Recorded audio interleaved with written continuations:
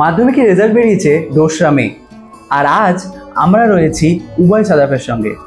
ও 10th rank করেছে এবারের মাধ্যমিক 2025-এ এবং দুটো বিষয়ে কিন্তু পেয়েছে 100-এ 100। তাই আজ ওর সাথে আমরা কথা বলবো যে কিভাবে মাধ্যমিকের জন্য প্রিপেয়ার করা উচিত, কি কি নিয়ম মানা উচিত এবং নিজেকে সংযত রাখবে কি করে। ও কিন্তু সোশ্যাল মিডিয়া প্রায় নেই বললেই চলে, এটা করেছে কি করে, এই সব নিয়ে কথা হবে। আরও অনেক কিছু জানতে পারবে এবং ওর থেকে থাকবে স্পেশাল টিপস। মাধ্যমিকে এবার তুমি 10th হয়েছো, তো তোমার কেমন লাগছে? যখন জানতে পারলাম যে মেধাদ আলীকে আমার 10ম স্থান হয়েছে, আমি জানতে পারলাম, আমার খুবই আনন্দ হচ্ছে এবং এখনো যে আমি স্যারদের বা আমি আশা পূর্ণ করতে পেরেছি তাই জন্য ভীষণ গর্বিত মনে হচ্ছে আমাকে। আচ্ছা, আর এমনি কি তুমি পরীক্ষা দেওয়ার সময় বা প্রিপারেশনের সময় কি ভেবেছিলে কখনো যে র্যাঙ্ক করবে? না, আমার লক্ষ্য ছিল একটা ভালো রেজাল্ট করা। র্যাঙ্ক করা স্যার এক্সপেক্ট করেছিল, তবে আমার মেন লক্ষ্য ছিল একটা ভালো রেজাল্ট করা, এটাই বেশি আর না। আচ্ছা, আর এই যে পুরো প্রিপারেশন ফেজটা, যেহেতু মাধ্যমিক জীবনের প্রথম একটা বড় পরীক্ষা, প্রথম বড় পরীক্ষা, তো সেই ফেজটায় প্রিপারেশন নেওয়ার জন্য তুমি এমনি জেনারেলি কি কি করতে? প্রথমত আমার টেক্সট বুকই ছিল আমার হচ্ছে প্রধান। অনেকজন বলে নোটস বুক ফলো করতে, তো আমি টেক্সট বুক খুব ফলো করেছিলাম। এক একটা সাবজেক্টে 2-3টা করে টেক্সট বুক। নোটবুকে খুব কম দেখতাম, নোটস তৈরি করার জন্য, শর্ট কোশ্চেনের জন্য আমি নোটবুক দেখতাম। তাছাড়া প্র্যাকটিস প্রচুর করেছিলাম, আমি বিভিন্ন প্রকাশনী বই প্রচুর প্র্যাকটিস করেছিলাম। আচ্ছা, তো এই প্রকাশনী বইয়ে যত প্রশ্ন রয়েছে সেগুলো তুমি কনস্ট্যান্টলি প্র্যাকটিস করেছিলাম আমি। বেশ। আর এমনি কি এরকম কোনো ব্যাপার ছিল যে দিনের মধ্যে এত ঘন্টা পড়তেই হবে, এরকম কিছু? না, আমার আছে, আমি এটাই দেখতাম যে আমাকে যতক্ষণ পড়তে ভালো লাগবে ততক্ষণ পড়বো। তো ওই জন্য প্রথম পড়তে একটু বিরক্তি লাগতো, তবে লাস্টের দিকে পড়ার প্রতি একটা আকর্ষণ জেগে গেছিল। তার ফলে দিনে আমি যে ভাবনাটা ভাবতে পারিনি এতক্ষণ পড়বো, ততক্ষণ পড়ে ফেলতাম।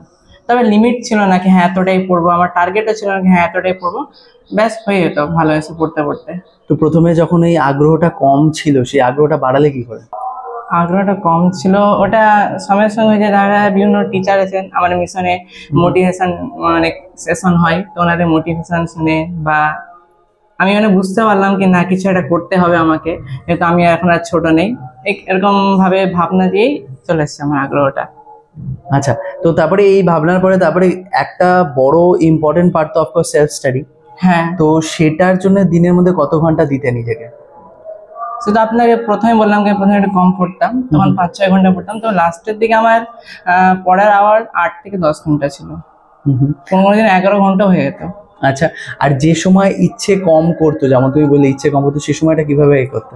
আমি ছবি আঁকতে খুব ভালোবাসি। আচ্ছা, তো ছবি এঁকে আমি টাইম কাটাতাম, অথবা ফ্রেন্ডদের সঙ্গে কথা বলে ওই আমি আর বাকি টাইম স্পেন্ড করতাম।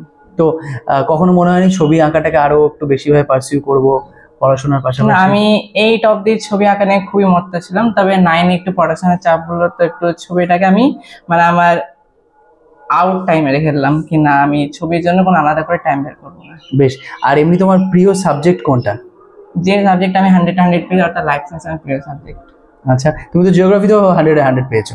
হ্যাঁ, জিওগ্রাফি ভালো লাগে, তবে লাইফ সায়েন্সটা আমার বেশি ভালো লাগে। তো এই যে লাইফ সায়েন্সে ভালো লাগাটা, এটা কি তুমি পরেও কন্টিনিউ করতে চাও? হ্যাঁ, আমি পরেও কন্টিনিউ করতে চাই আমি এটা। আচ্ছা, তো তুমি পরে যখন কন্টিনিউ করতে, কি লাইফ সায়েন্স নিয়ে শুধু পড়বে নাকি মেডিকেলে কিছু করার কথা? আমি মেডিকেল লাইন নিয়ে ভেবেছি। আচ্ছা, তো তার জন্য নিট বা জেনপাস এগুলো দেবে? হ্যাঁ, আমি নিট এক্সাম দেবো।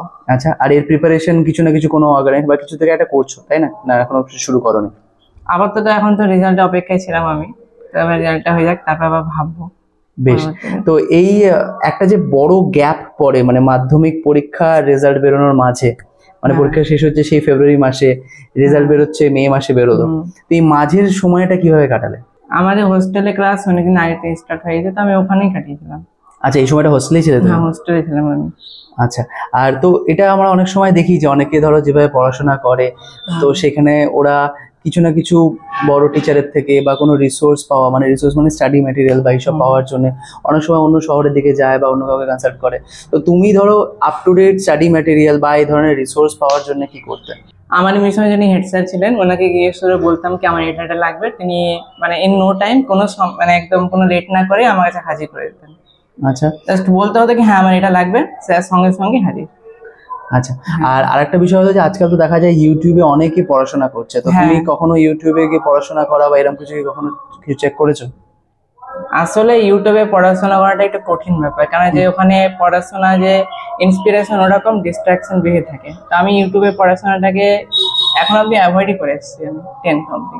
আচ্ছা, আর আরেকটা বিষয় হলো যে এটা নিয়ে যখন কথাই হচ্ছে ডিস্ট্রাকশন নিয়ে, তখন সোশ্যাল মিডিয়া তো এত বড় ইনফ্লুয়েন্স একটা আমাদের সবার হ্যাঁ। লাইফে, তো সেখানে দাঁড়িয়ে সোশ্যাল মিডিয়ার সেই ইনফ্লুয়েন্সটা কাটিয়ে কিভাবে পড়াশোনায় মনোযোগ করতে? সোশ্যাল মিডিয়া অ্যাকাউন্ট আমাকে বাবা মা একটু দূরে রাখতে ওগুলো থেকে, আচ্ছা। মোবাইল থেকে, অ্যাকাউন্ট থেকে, ফেসবুক ইনস্টাগ্রাম থেকে খুব দূরেই ছিলাম। মানে খুব একটা ওখানে অ্যাক্টিভ হতে পারতেন না? না। আচ্ছা, আর এমনি এছাড়া কোনো রকম রিক্রিয়েশনাল কোনো অ্যাক্টিভিটি কিছুতে কখনো জড়িয়ে নিজেকে অন্য সময়টা করার জন্য? হ্যাঁ, আমি অ্যাক্টিং করতে খুব ভালোবাসি। আচ্ছা, তো সেটা কখনো পার্সু করো কিছু ভাবে? না, অ্যাক্টিং নিয়ে এরকম কিছু ভাবিনি বা এরকম কিছু হয়নি। আচ্ছা, তো এই ডিস্ট্রিক্ট থেকে ধরো সুজাপুর থেকে তো খুব একটা যে সচরাচর র্যাঙ্ক করে এরকম নয়, তো তুমি তো সেই মানে গোনা কয়েকজনের মধ্যে একজন, তো এটা ভেবে এমনি তোমার মানে কেমন মনে হচ্ছে তোমার এবং তোমার পরিবারের? আমার পরিবার এবং আমি সত্যি খুব আনন্দিত আছি এই বিষয়ে। তো এরকম কিছু প্রত্যাশা ছিল, আপনাদের আশা ছিল যে এরকম কিছু হবে? ব্যাপারটা হচ্ছে কি, ও ছোট থেকে ব্রাইট মিশনে পড়ে, ব্রাইট ইনস্টিটিউট। ছোট থেকে ও অ্যাকচুয়ালি মেধাবী ছিল। মেধাবী বলতে কি, যখন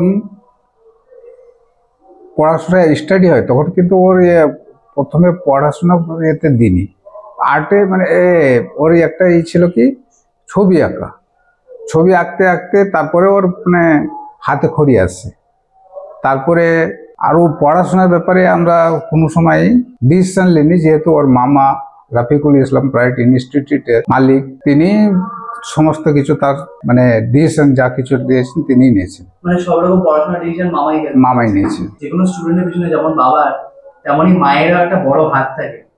তো আপনার ছেলের আজ যে এরকম হয়েছে, তো এর জন্য ছেলেকে আমি ছোটবেলা থেকে অবশ্যই কিছু না কিছু অ্যাডভাইস নিশ্চয়ই দিতেন। যদি বাকিদের জন্য একটু বলেন তাহলে তাদের হেল্প। আমি কি বলবো, যে প্রত্যেক বাবা মায়ের যেন বাচ্চার প্রতি ঠিক মতো খেয়াল রাখে, যেন ও ঠিকঠাক পড়াশোনা করছে কিনা। এমনি চাপ দিতে হবে না বাচ্চাদেরকে, যে না বাবা তোকে পড়তেই হবে, এই কথাটা বলতে হবে না। যে সবসময় যত পারবে বাচ্চাদেরকে উৎসাহ দেবে। তোমাদের এই এলাকায় ধরো বাকি যারা দেখবে আমাদের এই ভিডিওটা 2026-এ দেবে বা 27-এ দেবে মাধ্যমিক পরীক্ষা, তাদের ইন্সপায়ার করার জন্য কিছু বলতে চাও যে মানে কি করা উচিত, যদি কিছু বলতে চাও তাদের জন্য? এক কথায়, পড়াশোনাকে ভালোবাসতে হবে, পড়াশোনাকে ভালোবেসে পড়তে হবে। ভবিষ্যতের যে কন্ডিশন থাকে ওটাও আমাকে ভালোবাসবে। আমি ভালোবেসে পড়াশোনা করব, ভবিষ্যৎ আমার জন্য ফেভারেবল হবে, এটা আমি বলতে চাই। বেশ, আর এই যে প্রিপারেশনের যে জার্নিটা, এই সময় অনেকে দেখা যায় যে অনেকে মক টেস্ট দেয়, তো মক টেস্ট আমি এক্সট্রা মক টেস্টের জন্য কিছু করিনি, মিশনে যে এক্সাম গুলো হতো ওগুলো আমি দিতাম। আচ্ছা, তো মিশনে কি মাল্টিপল টাইমস হয়েছে নাকি একটাই টেস্ট বা দুটো টেস্ট, কিরকম হয়েছে? লাস্টের আমি প্রায় 200-300 এক্সাম দিয়েছি আমি। 200-300? হ্যাঁ, মানে মাঝে মাঝে এমন হতো কি একদিনে 2-3টে করে এক্সাম দিতাম। মানে এই সবকটা মানে মিশন থেকেই করতো নাকি? মিশন থেকে করতো, প্লাস আমরা হেড স্যার গেস্ট টিচার জানিয়ে আমার এক্সাম নিত, বা আমি হয়তো অনেক মক টেস্ট সেট গুলো হয় এগুলো খুলে করতে লেগে যেতাম। মানে কিছু ডাউনলোড করে নাকি না কোনো বুক না, থেকে? আমার বুক থেকে। আচ্ছা, আর ধরো এই যে এতগুলো টেস্ট দিয়েছো, তো কখনো কি এরকম হয়েছে যে সেগুলোকে রেকর্ড করে বা মানে কত কি স্কোর করছো বা কি করছো, ইভ্যালুয়েশনটা হতো কি করে? তুমি ধরো পরীক্ষাটা তো দিচ্ছ। হ্যাঁ, এবার আমি কিছু কিছু নিজেই রাখতাম, কারণ যে আমার যেগুলো খামতি আছে ওগুলো আমার থেকে যে কেউ বলতে পারবে না, তাই নিজে আমি চেক করতাম। হ্যাঁ, আমি নিজেদের কমিয়ে নাম্বার দিতাম যেন ভবিষ্যৎ পরবর্তীতে আমি আরো ভালো করতে পারি। নিজে নিজে লিখতাম, নিজের ফ্রেন্ডসদেরকে দেখাতাম বা আমার রুমমেটকে দেখাতাম কি দেখো আমার কেমন লেখা হয়েছে, ওরাও আমাকে কমিয়ে নাম্বার দিত যেন পরবর্তী আরো লিখতে পারি। স্যাররা ছিল, স্যারদেরকেও দেখাতে যেতাম আমি। এইভাবে আমি টেস্টগুলো ক্লিয়ার করতাম। বেশ, থ্যাংক ইউ সো মাচ আজকে আমাদেরকে সময় দেওয়ার জন্য, আর অল দ্য বেস্ট। আগে তুমি মেডিকেল নিয়ে পড়তে চাইছো তার জন্য, থ্যাংক ইউ।